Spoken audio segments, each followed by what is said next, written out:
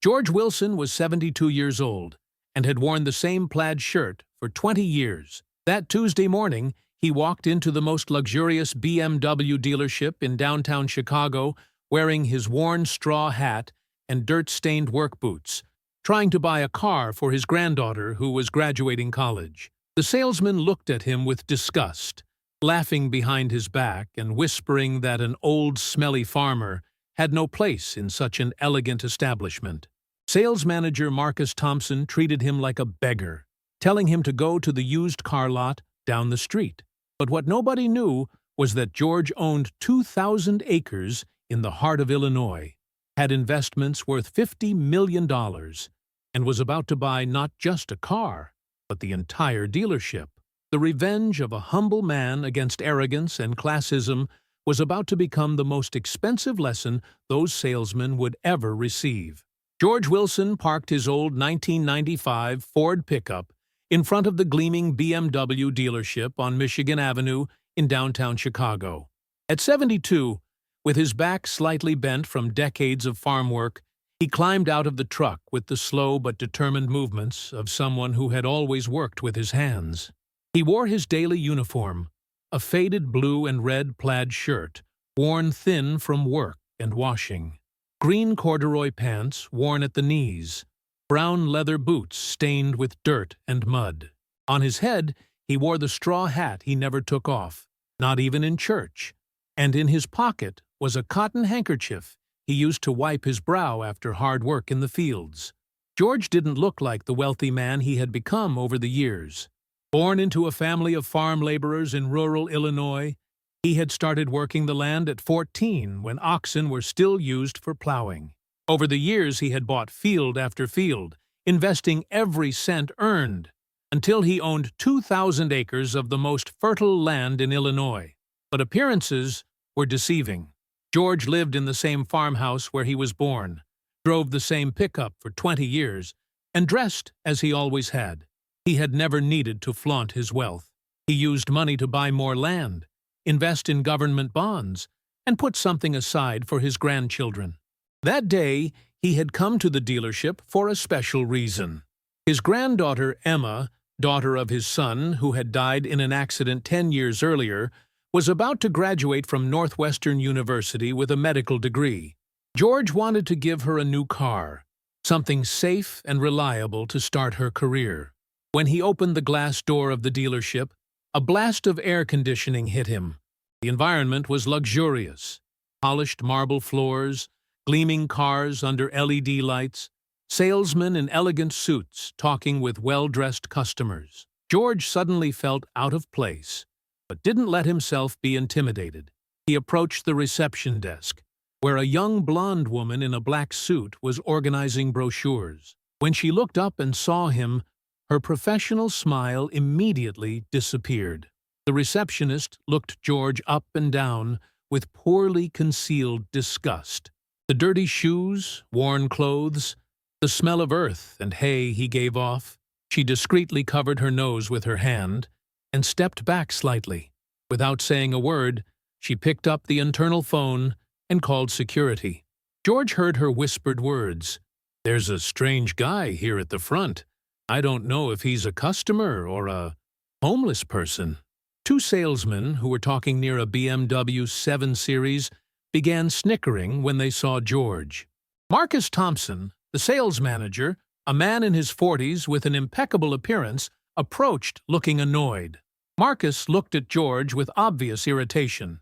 He told him curtly that this wasn't a charity, and if he was looking for handouts, he should go elsewhere. The dealership served real customers, not vagrants who dirtied the floor. George remained silent for a few seconds, accustomed to judging people by character and not appearance. Then, with a calm but firm voice, he explained that he wanted to buy a car for his granddaughter who was graduating. Marcus's laughter was loud and cruel. He turned to his colleagues and commented loudly that the farmer wanted to buy a BMW. Maybe he had confused the place with the used car market.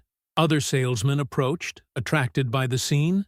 They began making dismissive comments about George's clothes, his smell, his inappropriate presence in such an elegant place. Someone suggested calling the police to remove the intruder. George listened to everything in silence, with the patience he had learned in 70 years of life. He didn't get angry, didn't raise his voice, didn't justify himself. He simply memorized every face, every name, every word of contempt. When Marcus told him to leave and never come back, George nodded politely.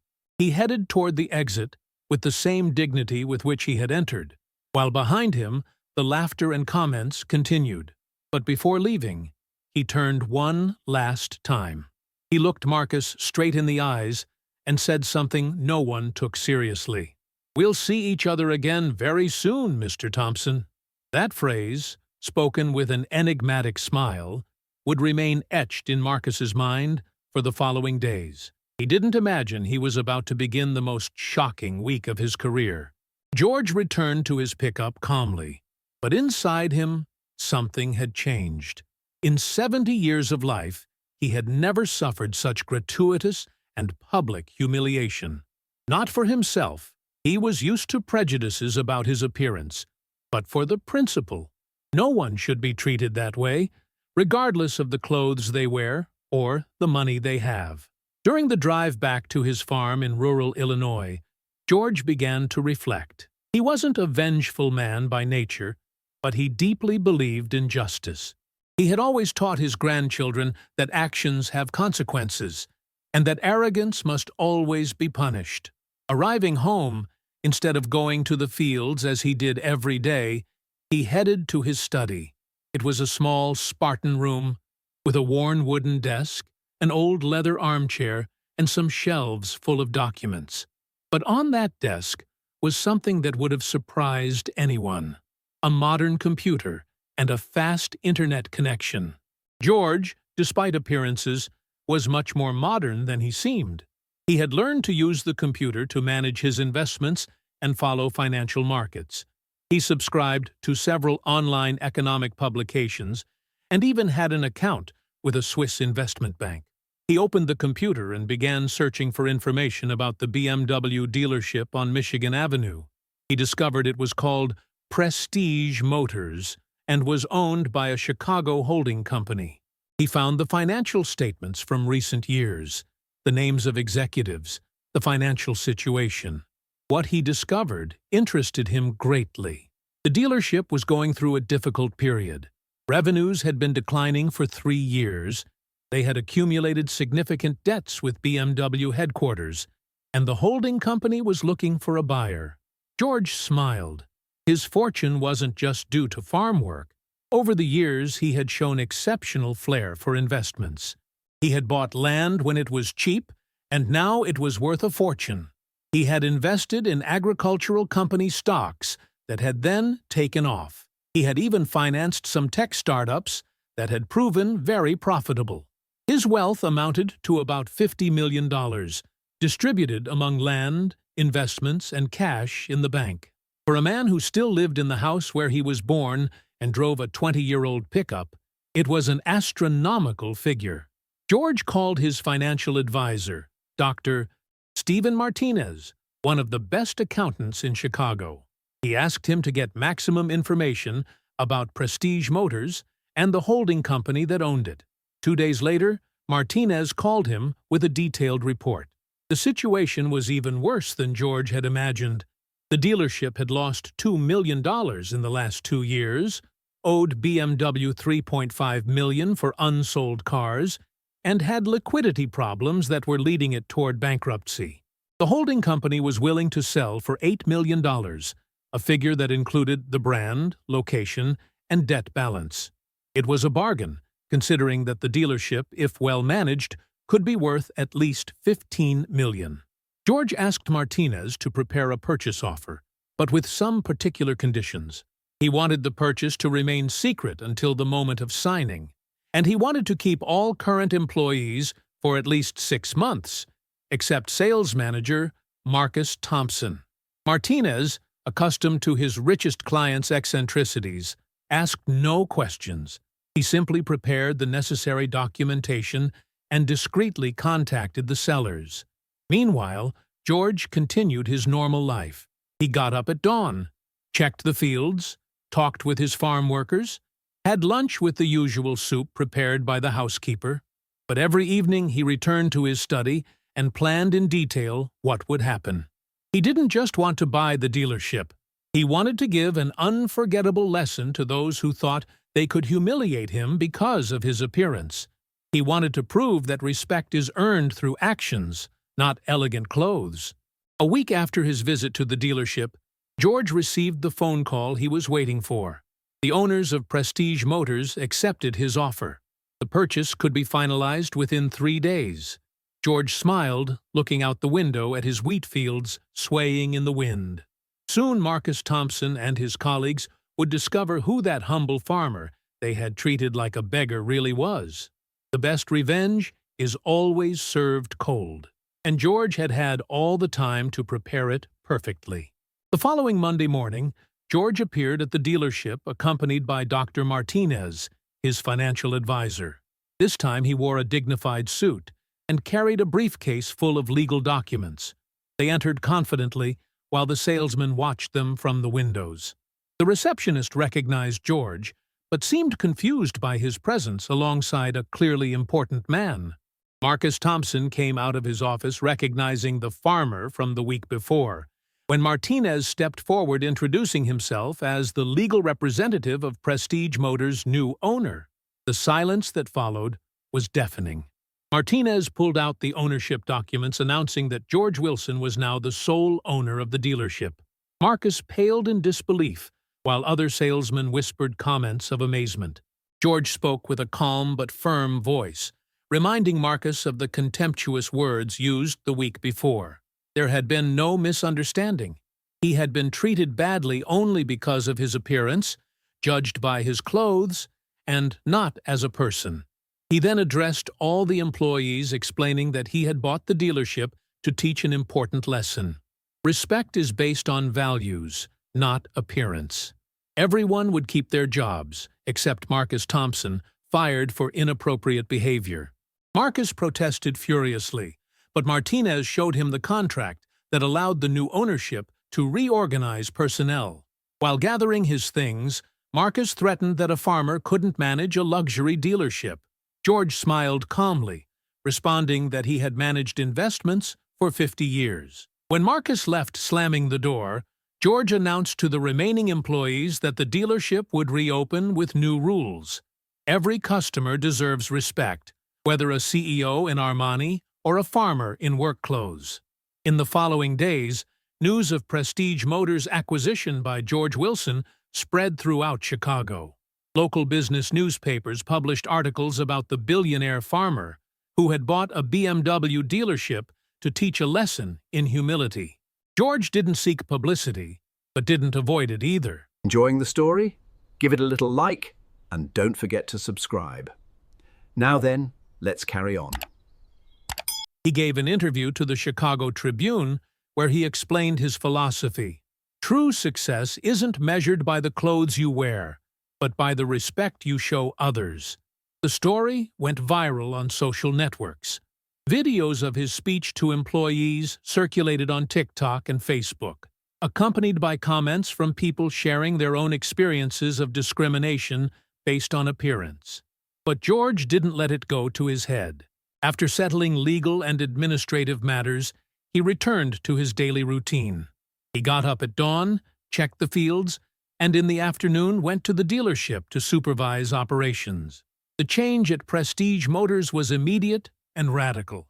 George hired Laura Foster as the new sales manager, a 40-year-old woman with 20 years of experience in the automotive sector who had never managed to break through to management due to gender prejudices. Laura immediately implemented the new rules established by George. Every customer had to be treated with the same respect, regardless of appearance. Salespeople had to listen to people's real needs, not make assumptions based on clothes or age. George also instituted a training program for all staff, focused on empathy and customer service. He brought in communication experts who taught salespeople how to recognize their own prejudices and overcome them. The results came quickly. In the first month under new management, sales increased by 40%. Customers who had been treated badly in the past returned, attracted by the new atmosphere of respect. Many arrived after reading George's story in the newspapers. But the real surprise came when George decided to hire Marcus Thompson as a janitor. Not to humiliate him, but to give him the opportunity to learn humility from the bottom.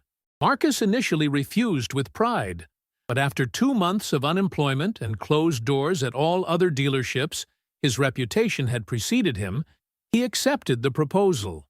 Working as a janitor was a very hard lesson for Marcus. He had to arrive before everyone else, clean offices, wash cars on display, empty trash cans. For the first time in his life, he experienced what it meant to be invisible. George watched him from afar, never publicly humiliating him. Sometimes he offered him coffee during breaks, asking how things were going. Marcus responded in monosyllables, still full of resentment. But slowly, something began to change. Marcus saw how salespeople treated all customers with respect. He saw elderly men in work clothes buying cars for their children, young immigrants who had saved for years to afford a used BMW, modest families who were listened to with the same attention given to wealthy clients. One day, Marcus witnessed a scene that struck him deeply. A woman in her 50s, dressed simply and with obvious financial difficulties, came in asking for information about a used car for her disabled son. The salespeople treated her with kindness and professionalism, finding her the perfect solution within her means. That evening, Marcus approached George as he was closing the office. For the first time, he sincerely apologized for how he had treated him. He had understood he was wrong, and not just with him. George looked into his eyes and saw something that wasn't there before: true humility. He told him that everyone deserves a second chance, but that forgiveness is earned through actions, not words. From that day, Marcus began working with a different attitude. He continued as a janitor, but with dignity and pride. He greeted every customer who entered, regardless of their appearance. He had transformed from an arrogant snob into a respectful person. 6 months after the acquisition, George offered Marcus a position as a salesperson again. But Marcus refused. He had learned that honest work, whatever it may be, has dignity. He preferred to continue as a janitor, but with a clean conscience. George smiled hearing that response. His lesson had worked better than he had hoped. 1 year after the acquisition, Prestige Motors had become the most profitable BMW dealership in the Midwest. The results exceeded all expectations. Sales tripled, loyal customer base, excellent reviews on all online portals.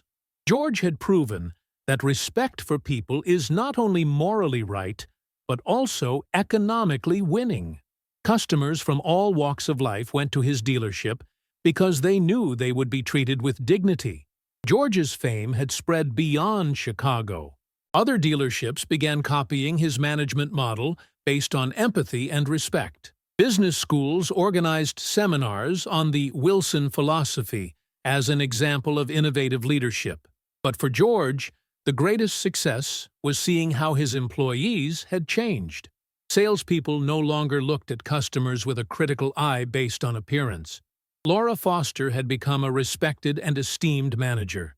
Even Marcus had found his new identity as an example of redemption. One spring morning, while George was checking sales performance as always, he received a phone call that deeply moved him. It was his granddaughter, Emma, fresh from graduating medical school with honors. Emma thanked him for the BMW he had given her. He had finally bought it after acquiring the dealership, but especially for the life lesson he had given her. She had read the story in the newspapers about how he had handled the humiliation and transformed it into a growth opportunity. George listened with pride as Emma told him how that story had inspired her choice of specialization. She wanted to become a family doctor to assist the most humble people, those often neglected by the healthcare system due to social prejudices. That conversation made George understand that his action had consequences far beyond the dealership. He had influenced the life and choices of the person he cared about most, transmitting values she would carry forward in her profession. That same afternoon, George decided to do something he had postponed for months.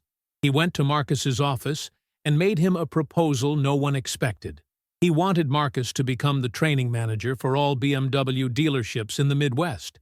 His job would be teaching other salespeople the importance of respect and humility in customer service. Marcus was speechless. From janitor to regional trainer was a leap he had never imagined. But George explained that precisely his experience of fall and rebirth made him the most suitable person to transmit those values. Who better than someone who had touched the bottom of arrogance and emerged from it could teach humility? Who better than someone who had made mistakes could help others not make the same errors? Marcus accepted with tears in his eyes. For the first time since George had known him, he saw him truly happy. Not the superficial happiness of someone who feels superior to others, but the deep joy of someone who had found meaning in their existence. That evening, George returned to his farmhouse with a feeling of completeness he hadn't felt in years. He had taught a lesson to those who had humiliated him, but above all, he had contributed to making the world a slightly better place. He dined in his Spartan kitchen, looking out the window at the fields he had cultivated all his life. Tomorrow he would get up at dawn, as always, check the wheat and vines, talk with his farm workers, but now he knew that somewhere, in a dealership in Chicago, his principles continued to live and grow, and that, perhaps, one customer at a time, they were changing the world. 3 years after acquiring Prestige Motors, George Wilson sat in the same leather chair in his study, but everything around him had changed. The walls were covered with newspaper articles, awards for excellence in customer service, and photos that told an incredible story. The dealership had become an international case study. Business delegations arrived from across America to understand the Wilson method. American universities had included his story in business ethics courses. A documentary about his life had been broadcast on Netflix. But George remained the simple man he had always been.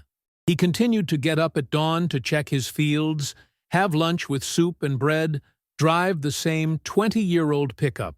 The only difference was that now he had more time to spend with Emma, who had become an extraordinary doctor and worked in a free clinic for immigrants. One October morning, George received an unexpected phone call. It was the CEO of BMW America, who wanted to meet him personally.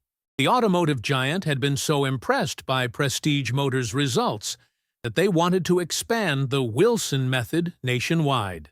George accepted the meeting, but set one condition. He wanted Marcus Thompson to be present. The former arrogant manager had become his right hand, and now directed a training program that had already transformed 40 dealerships across America. The meeting was held at George's farm, not in the elegant Chicago offices the CEO expected. When the important executive arrived with his armored Mercedes, he found George watering tomatoes in the garden, wearing his usual plaid shirt. During lunch, prepared by the housekeeper with products from the farm, George explained his philosophy to the CEO. Success isn't measured only in profits, but in the ability to make better the people you work with. A company that respects everyone, customers and employees, is destined to prosper long-term. The CEO was fascinated not only by the numbers — Prestige Motors had the highest profit margins in America — but by the human transformation George had achieved. Marcus told his personal story, how humiliation and forgiveness had made him a better person. BMW decided to invest $50 million to expand George's program nationwide. But he set precise conditions. Training courses had to be free for all dealerships, and part of the profits had to go to assistance programs for families in need. When the CEO accepted all conditions, George smiled with the simplicity that had always characterized him. He wasn't interested in the additional money that would come to him. He was happy knowing that his lesson in humility would reach thousands of people across America.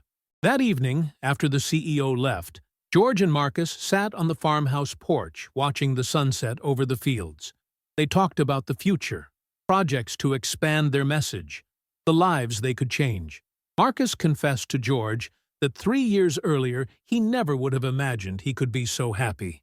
He had lost his job, arrogance, and wrong pride, but had gained something infinitely more precious: peace with himself and respect from others.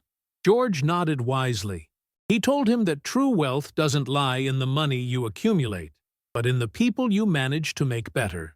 He had always known he was rich, even when he lived with little, because he had always treated everyone with dignity. As stars appeared in the October Illinois sky, George thought about the incredible journey that had brought him there. From humiliation in a dealership to a business model studied nationwide.